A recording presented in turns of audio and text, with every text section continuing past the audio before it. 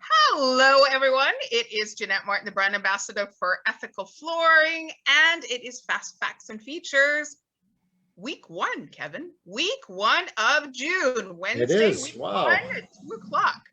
So, you know what? I've been doing these now for a couple of months for you, and I'm pretending I'm a customer, and I've got my customer hat on, and I've been following us on Instagram and following us on, of course, our Facebook page and a little bit over on our LinkedIn. And now it's like, okay, I'm going to move into customer mode. And I'm deciding it's okay. We've talked a little bit about carpeting. We've talked a little bit about flooring. And I've made my appointment with one of your project managers. So walk me through the door on how you help a customer in your showroom. Yeah, perfect. Thanks, Jeanette, and happy June to you. It looks like summer is here. Hey, that's fantastic. So, yeah, obviously every client that walks through the door is, they have their own story. They have their own life history, their own needs, wants, desires, and our job is, without being too prying, is to find out what that is. And so I mentioned last time we might have to ask you some some semi-personal questions, and not to be offended by that. We're really just trying to collect data and trying to figure out what the appropriate suggestion for you might be. So I know a lot of people, when they walk into a flooring showroom, they're overwhelmed because not something many people do, certainly not something they do every day. So the first thing we do is kind of orient people, say, okay, here's the carpet over here. These are the engineered hardwoods over here, laminate floors over here, just to create a bit of ease and to help them get the lay of the land. And then we won't move to displays right away and say, well, what do you think of this? What do you think of this? No, that's really not an appropriate kind of next step.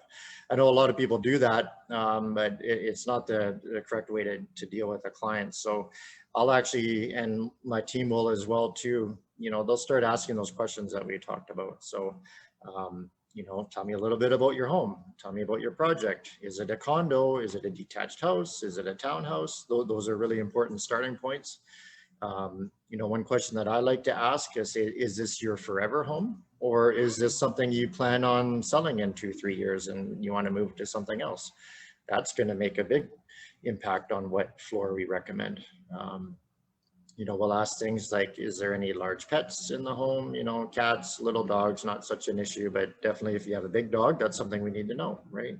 Right. If you have a whole house full of little kids running around and they're running toys and bicycles, and my daughter likes to actually rollerblade in the house and play hockey. So these are things you need to know, right? So Right. yeah, so we're just kind of gathering, we're doing it in a friendly manner, and we're just chit chatting. It's not like there's not a light bulb hanging overhead and we're grilling you in a a police type station. We're just getting to know you and getting to know what your needs are, and from there we can then start looking at the next step of actually looking at product. Okay, so we get to that. Do you guys use a form, like a little bit of for lack of a better word, a CRM, or like a form that we're walking through so you keep a record? Because I don't know, one day I may tell you as a customer, maybe a couple of visits by the time we choose. How do you keep track of my conversations? Because I can't keep track of my own conversations that go on in my life, especially when you're doing a renovation. There's so many parts to a renovation for a customer. Yeah, no, we don't use a specific form. Like I said, it's more of a casual encounter. We're not kind of interviewing and grilling the client. That's part of one of the skills of being a flooring sales and project manager is to have a memory and a mind, like a trap. You just simply can't forget things. And if you do have a propensity for that, then after the client's gone, then you write it down, right? Okay. Everything you talked about, what samples they might have been interested in, what their life scenario was. And these are all internal things. It's not like we're keeping a master drive on everybody. These are just our own internal notes, and I leave that up to the individual project manager. Some like to do it on their phone. They have a pen, they have a Samsung. Others are adept at typing in their iPhone. Others, like me in my younger years, I just remembered everything, and that wasn't an issue. So yeah, we try to keep it really casual, and we're definitely not data mining people and, creating a thing that we can then use to, spam them later. It's not that at all. We really just genuinely want to get to know them. And from that, we'll use our intuition and our expertise to provide the right solutions for them. Okay, so you've listened to me, we figure it out, we've gone to the sample rack and picked out samples. So how do I take samples home? Because I don't know about you, but again, a customer, and go, yeah, I think it was a kind of a mocha brown color floor that I was looking for. So how would you handle samples going out of your store for customers? Yeah, so that would be the best first step for clients. So we've gone through, they've looked at a number of products, and we get to that phase where they're ready to, I think one of these 1, 2, 3, 4, 5 options might work for me. And we advise people to keep it quite high level, especially during their first trip. Like, don't get too bogged down in the details of color. Because the simple fact is that the lighting in our showroom and even outside is going to be distinctly different than the lighting that's in their home. So the only place that it really matters what it looks like is in the place it's going to be installed in, right? So I advise people not to get stressed. Don't, you're not trying to pick your life partner here in the first round. So take a handful of colors, dark, light, medium, everything we have is like a lending library. We'll lend them out pieces. Take them home. I advise people to look over it at least over a 1 day and night cycle. So like at least a 24-hour period. So see what it looks like in the nighttime, see what it looks like in the morning, see what it looks like in the daytime. Put it up against your wall. If you're not painting, put it up, see how it looks. If you are painting, put it against the paint chips that you're going to be using, and really get a feel on. And then we find after that process, most people, one of two things happens. They come and say, we love it, we found the one, or they bring them all back and say, it wasn't quite right, I need something a bit lighter. And then we'll do that process again. Do you charge for your samples when you lend them out?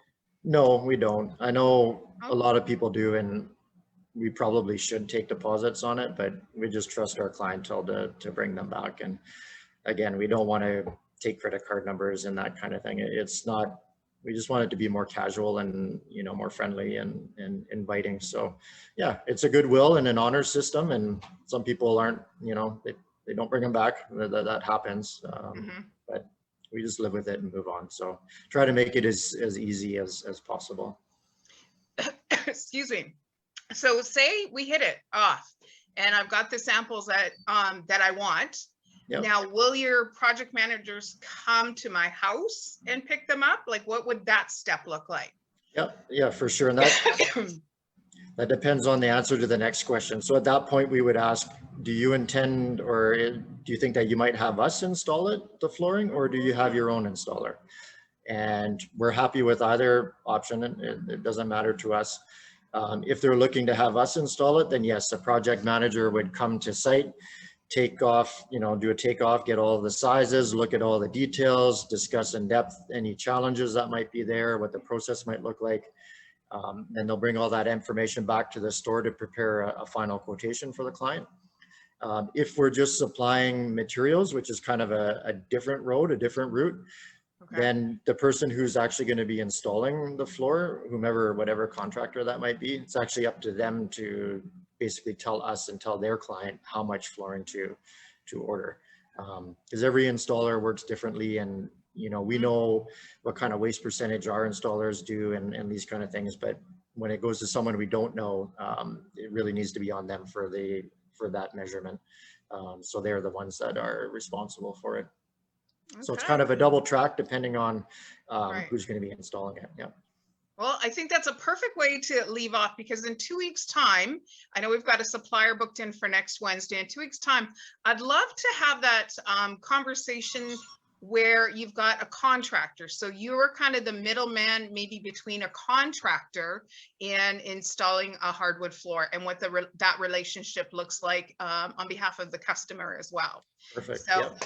That's a perfect segue for 2 weeks from now. You want to tune back in as we now move from you being a customer with, now you've let your contractor know what you're going to do and what the contractor's role is when you have your job done with ethical hardwood flooring. So thank you so much, Kevin. That was awesome. That was incredible. You're welcome. I think I wore the customer hat well during this conversation. And I look forward to next Wednesday at 2 o'clock, where we are going to be interviewing a supplier. So thank you so much, everybody, and we'll see you next Wednesday. Thanks, Jeanette. Bye-bye.